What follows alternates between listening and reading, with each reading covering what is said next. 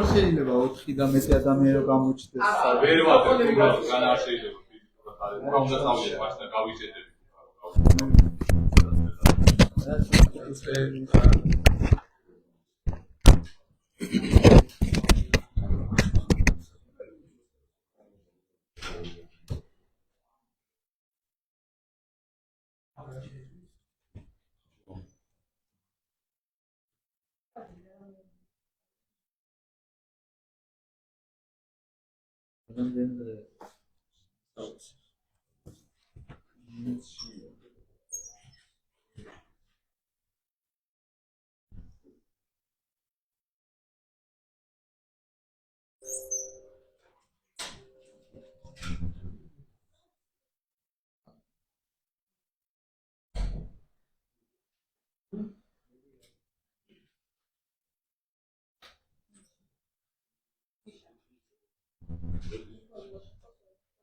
ანუ პირდაპირ ეთერი არავისგან არ არის. აღარ უეცეს. იმ გვანიშნებს.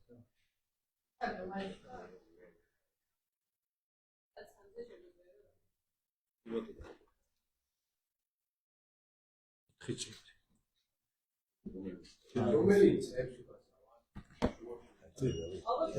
კარგი მე დავიწყე. არიან დაიწყებს.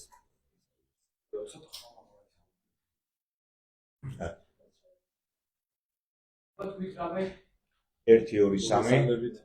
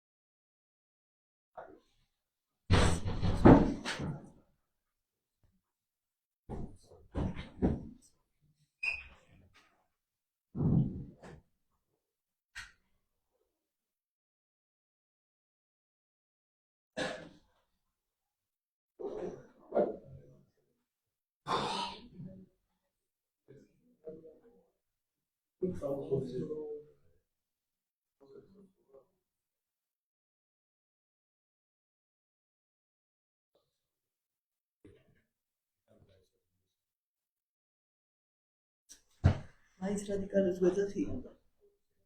რავი ნაერთს არ გვეძახს. ერთი პრობლემები რო გვაქვს მაინც.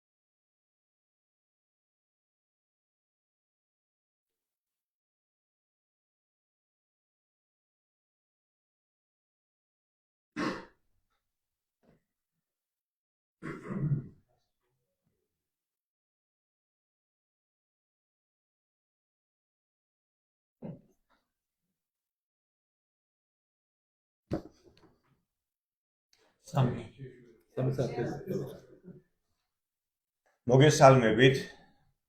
არიელ მიქაცაძე გახლავართ აღაროელი ჭიათურიდან.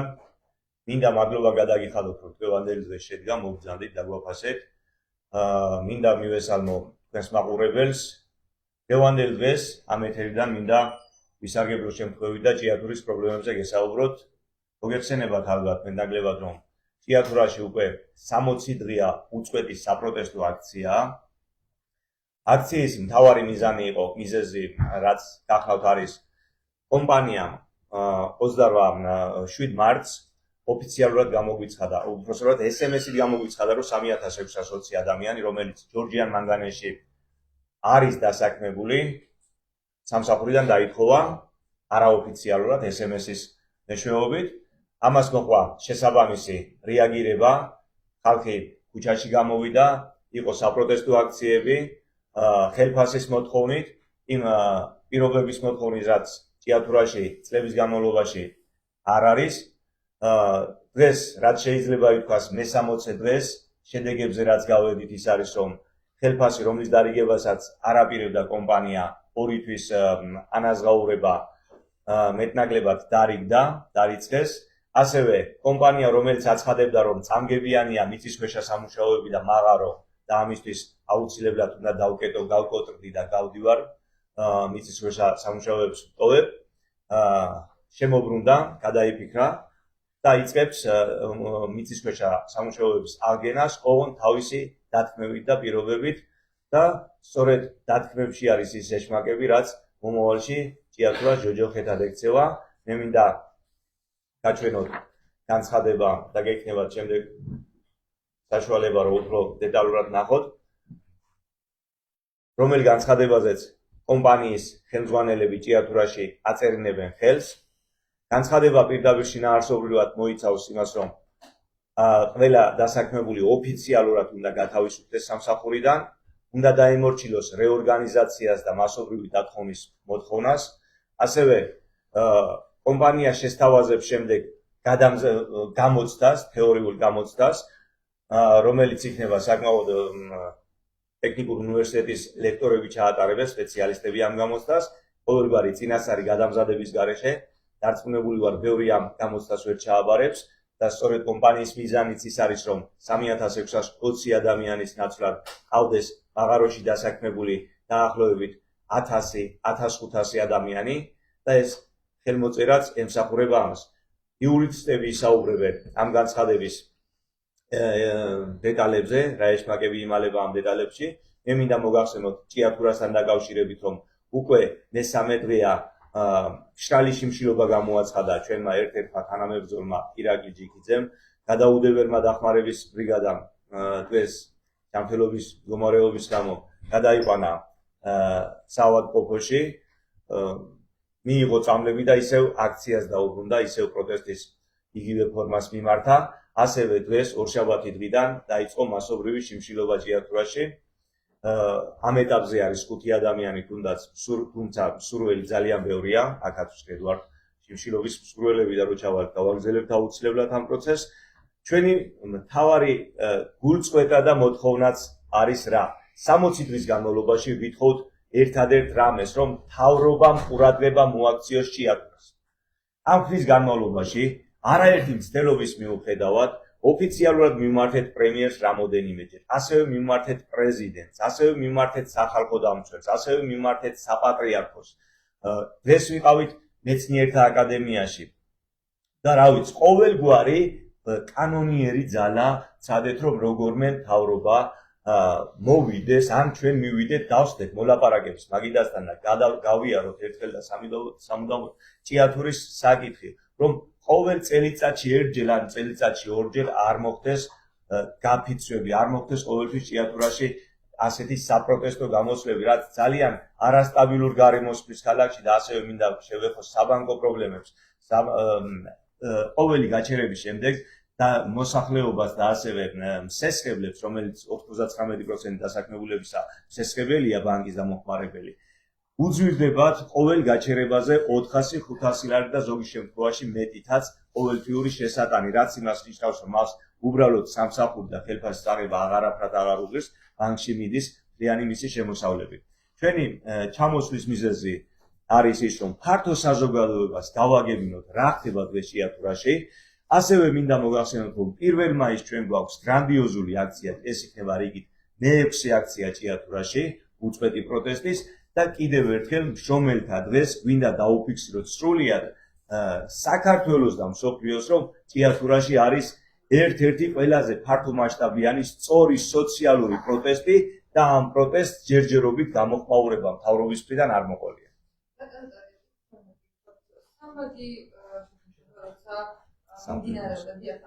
ეს ხომ დასრულდა პროცესში კონფლიქტის ჩართულები, ანუ მაშინ რატომ ვერ მოხერხდა თქვენ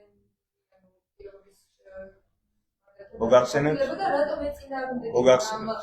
კონკრეტულ ვითარებას, რაც ხნის განმავლობაში მიმდინარეობდა და თქვენი მოთხოვნებიც იყო მაგ მოგახსენებთ. კარგად მოგეხსენებათ ყველას, რომ შრომელი ადამიანის უფლება დამცველი არის პროფკავშირი და მისი გაერთიანება. ჩვენი ამ მდგომარეობაში ჩაყენება 99%-ით ბრალეულობა არის პროფკავშირის. 23 წლის ივნისში ჩვენ მქონდა საპროტესტო აქცია. პროფკავშირების ჩართულობით ბლოკთა შეთანხმება დაიწერა გეგმა რაღაც საკითხები მათ შესრულებული იყო და აღმოჩნდა რომ მოგვაწყვეს. მისი იურიდიული მხარე არასდროს არ იქცეოდა მუშათა კლასის საკეთილდღეოდ. სრული უფლება გვაქვს ვივარაუდოთ, რომ პროფკავშირები და ასევე კომპანია ერთ ჰარმონიაში თანამშრომლობენ დასაქმებულების წინააღმდეგ. ჩვენ სრული უნდობლობა გამოუცხადეთ პროფკავშირებს სამთვი კომისიაზე, როდესაც იყო საუბარი, ვითხოვდით, რომ მუშათა კლასიდან იყოს ჩართული კომისიაში და არა პროფკავშირების მხრიდან. ალბათ გაგიჩნდებათ კითხვა, რატო არ გავდივართ ისეთი პროფკავშირებიდან, თუ არ გვაქვს ნდობა მათი. კოლექტიური ხელშეკრულება, რომელიც ჩვენი ბრძოლის შედეგად არის მოპოვებული, ეს გახლავთ ბენეფიტები 250, ან კომპანიას რაც აქციებით, პროტესტებით, ინფლაცია და ასე შემდეგ ბევრი რაღაც არის. ეს არის ჩვენი ბრძოლით მოპოვებული და პროფკავშირმა უბრალოდ ბეჭედი დაარტყა. ოფიციალური სახე მიცადა და ეხლა ჩვენ გვემუქრებიან თუ პროფკავშირებიდან გავალთ, ამ ბენეფიტებს დავკარგავთ სადღაც მეტნაკლებად 300-დან 400 ლარამდე არის სახელფასო ანაზღაურებაში სხვაობა თვეში. და არავის არ უნდა რომ ეს ბენეფიტები დაკარგოს, თუმცა ამ დროს კოლექტიური მარტო პროფკავშირების მონაპოვარი არ არის, ჩვენი მონაპოვარია და სარგებლობს იმით და შანტაჟით, რომ თქვენ თუ გახვალ კოლექტიურიდან ამ ყველაფერს დაგაკარგინებთ, ვაიძულებს რომ ვიყოთ იძულებით პროფკავშირების წევრი. ეს აძლევს ლეგიტიმაციას პროფკავშირების გაერთიანებას, რომ ისაუბროს ჩვენი სახელით ისევ ჩვენს წინააღმდეგ. ამიტომ ფაქტი უკვე სახეზეა, სამთვრიმა კომისიამ დადო ისეთი დასკვნა, რაც ჩვენ თეორიულად არ ვიცით, მაგრამ პრაქტიკულად უკვე ვზნობთ. აქ შემოვიდა რუსი ოლიგარქი სოცკი, მიხაილ სოცკი, რომელიც საქნახშირის გენერალური დირექტორია თუ არ ვთქვი 2019 წლიდან. ყველამ კარგად ვიცით, ძალიან კარგი კავშირები გვაქვს ტყიბულთან, რა მდგომარეობაში არის დღეს ტყიბული, რა ურთიერთობა აქვს თანამშრომლებთან, როგორ უკანონოდ რაღაც მიზეზებით წეხან განათლების პროფესიული განათლების გადამზადებაზე იყო საუბარი, როგორ დაითხოვა ესე უსამართლოდ 38 ადამიანი ყოველგვარი გადამზადების უბრალო გასაუბრების პრინციპით. ამიტომ არანაირი სურვილი და არანაირი იმედი არ აქვს იმისა, რომ თუ მიხაილ სოცკი შემოვა ჭიათურაში, მით უმეტეს მისი სატელიტები, ვინც უკვე ჭიათურაში იმყოფებიან, რა პრინციპით აშანტაჟებენ ადამიანებს, როგორ ურეკავს ქალაქის მერია, სოფლის გამგებლები, როგორ ურეკავს მაღაროს დირექტორები, ხელმძღვანელები და აშანტაჟებენ დასაქმებულებს, თუ არ მოყვა და არ მოაწერ ხელს აი ამ დოკუმენტს, შენ აუცილებლად დაკარგავ სამსახურს და ამ დროისთვის მიხაილ სოცკს ჭირდება ჰაერივით 200-300 ხელმომწერი მაღაროელი, რომ შექმნას პრეცედენტი იმისა, რომ თუნდაც ერთი მაღარო, ერთი საწარმო გაუშვას ჭიათურაში და მონათლოს, რომ აი მშრომელი ხალხი, ვისაც უნდა მუშაობა და დანარჩენი 300-3200 ადამიანი რადიკალებად შეგვრაცხონ და გაგვიშვან სახლში ესე ყოველგვარი უფლებების გარეშე. შეიძლება რომ თქვა 2023 წლის მაისში, იმ დროს, როდესაც თქვენ აორგანიზებდით აქციას ჭიათურაში, თბილისში შეიძინეთ ვინა. შეგიძლიათ ვთქვათ დასახსრებით? დიახ, ძალიან კარგია. შვენიერი კითხვა, მაგაზე უნდა გიპასუხოთ აუცილებლად. მაგ დეტალებს, მაგ განცხადებას და მაგ საბუთს უნდა მოყვეს დეტალები. ეგ ვინა ვის ხელში იმყოფებოდა მანამდე, ეგ იყო ჩემი სიზის და ამის შემდეგ მე გავხდი იძულებული, მე ვახშიართმევდა ვინას ადამიანს.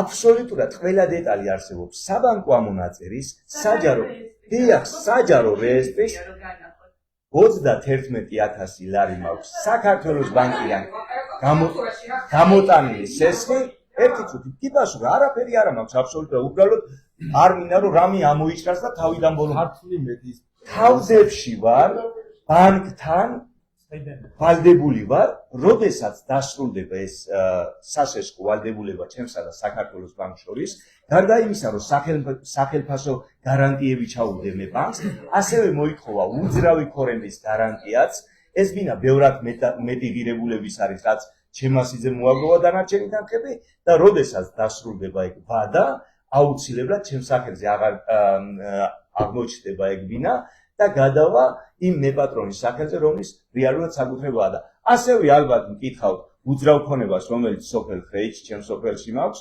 კურდღლებთან და ფერმასთან დაკავშირებით. დიახ, ეგეც მართალია, 12000 ლარი ვალი, ეხლაც სესხი ვალი მაქვს კომპანიის, იმიტომ რომ ეს არ არის დამალული არაფერი.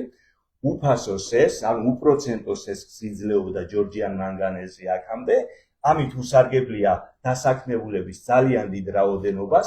ეს 12000 ლარიანი ვალდებულება ჰქონდა წინა მფლობელს მაგნიცისას, ძალიან კარგია რომ ეკითხა დამისვით. როდესაც გადმოქონდა ჩვენ სახელზე, კოოპერატივის სახელზე ეს ტერიტორია 2860 კვადრატული მეტრი, ვალდებულებად გადმოქვა. ჩვენ არ ქონა რა თქმა უნდა ის თანხები რომ გადაგვეხადა და როგორც დასაქმებულები პერიოდულად შევთანხმდით რა დროიდან უნდა დაგვეწყო მაგ 12000 ლარის დაფარვა.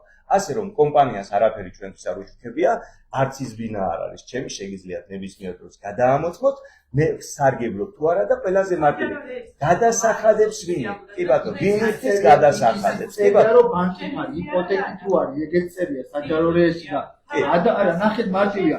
ადამიანს რომელსაც ფული ვიღაცა მისცა და ანუ კითხვა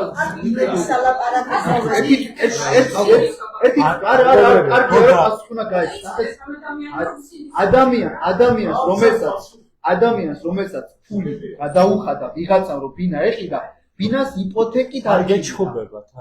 არც ერთი გიჟა ბინას იპოთეკით არ წინადადებას არის და ადამიანები სიწყნარე რო იყოს, სიწყნარე კითხვაზე უნდა ვუპასუხოთ. კოოპერატივთან დაკავშირებით გითხარ. ერთი წუთი რა, ერთი წუთი. უბრალოდ ერთი საკითხი არის ასევე. ჩასვით ეგეთო ჭკვიანი ადამიანსაც ფული გადაუხადეს ბანკით არ იყიდეს ბინას. და მის სახელზე არ გადააფორმეს თუ რამე დასამართლე. საერთოდ მე მგონი რომ აი ამ ყველა უნდა დაფიქრდეს, ჟურნალისტების, თქვენც უნდა დაფიქრდეთ.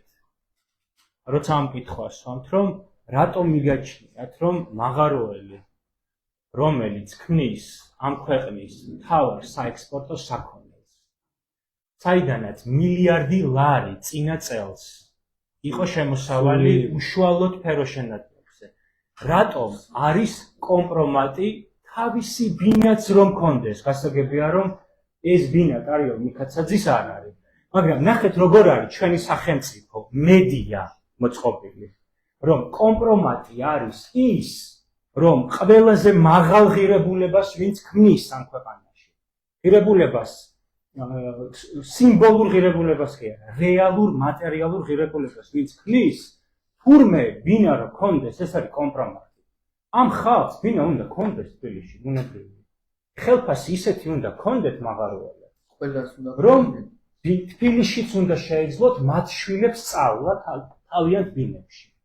ასე რომ ყველაფერთან ერთად გარდა იმისა, რომ ეს არის კონკრეტულ იმის გამო, რომ კომპანიას და პროფკავშირს უკან დახევა უწევთ, ამის შემდეგ მოფიქრებული გაშავების სტრატეგიები, რომელიც ჩვენ მხოლოდ ტარიელზე კი არ გვინახავს, გვინახავს უამრავ ადამიანზე, ხო? ამავდროულად აი ეს კითხვაც დაუსვით საკუთარ თავს, როგორ ეს ბინები რომ შენდება მარტო იმათვის არის, ვინც ამ ხალხის ხარჯზე მდიდრდება. ეს კითხვაც მე მგონი ღირსად საკუთარ თავს დაუსვით. ფორმატს გავწევთ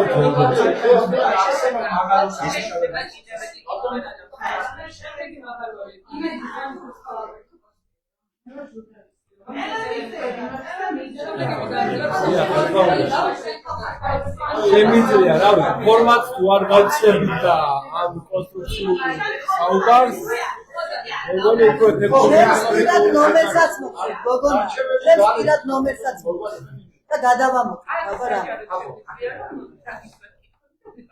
თუ მოგცეთ საშუალებას თქვენი იურიდიულად რო გიპასუხოთ